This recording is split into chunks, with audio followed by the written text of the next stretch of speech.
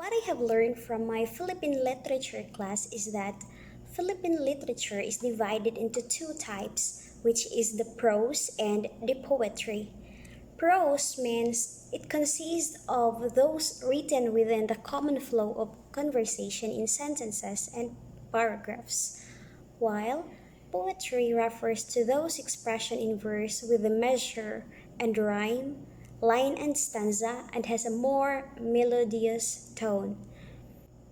There are many types of prose. These includes novel, short story, anecdotes, essay, biography, news, speeches, plays, legends, and fables. When we talk about novel, it means that it is a long narrative divided into chapters.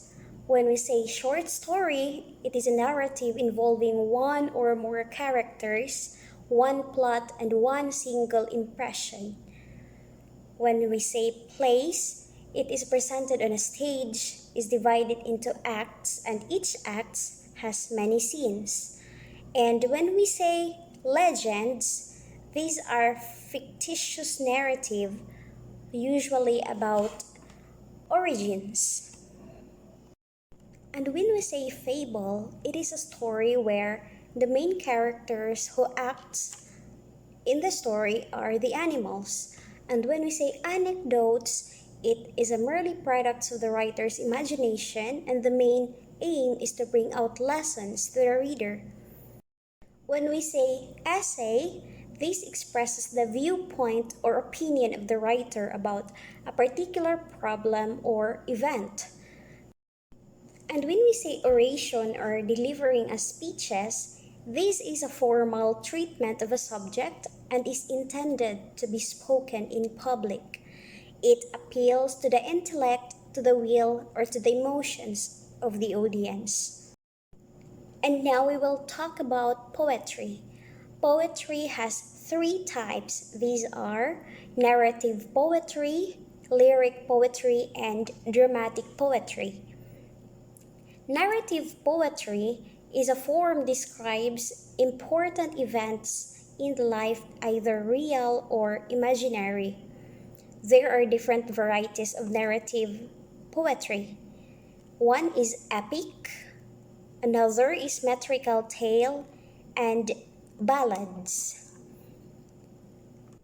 When we say lyric poetry, this refers to that kind of poetry where it is intended to be sung. They are usually short, simple, and easy to understand. Some example of lyric poetry are folk songs or awiting bayan. Another is sonnets. Next is elegy, ode, psalms, awit or song, and corridos.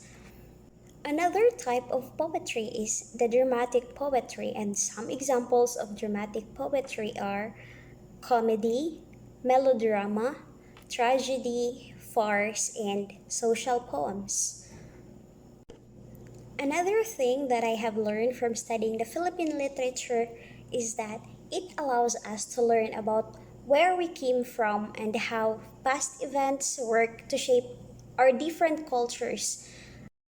And by studying literature, it improves my reading skills and enhance my knowledge about the literature of the Philippines.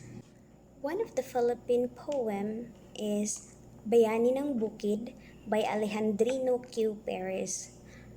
Ako'y magsasakang bayani ng bukid, sandatay araro matapang sa init. Hindi natatakot kahit nasa lamig, sa buong maghapon gumagawang pilit. Ang kaibigan ko ay si Kalakian, laging nakahanda maging araw-araw, sa pag-aararo at paglilinang upang maihanda ang lupang mayaman. Ang haring araw di pa sumisikat, ako'y pupunta na sa napakalawak, na aking bukiring laging nasa hagap at tanging pag-asa ng taong masipag. Sa aking lupain doon nagmumula lahat ng pagkain nitong ating bansa. Ang lahat ng tao, mayaman o dukha, sila'y umaasa sa pawis ko't gawa. Ang aking paggawa ang tangi kong hangad, ang aking dumami para sa lahat. Kapag ang balanay may pagkaing tiyak, umaasa akong puso'y nagagalak. At pagmasdan ninyo ang aking bakuran, inyong makikita ang mga halaman. Dito nagmumula masasarap na gulay, paunang pampalakas ng ating katawan. Sa aming paligid namamalas pa rin ang alagang hayop katulad ng kambing. Baboy, manok, patoy, alay ay pagkain, nagdudulot lakas sa sariling atin.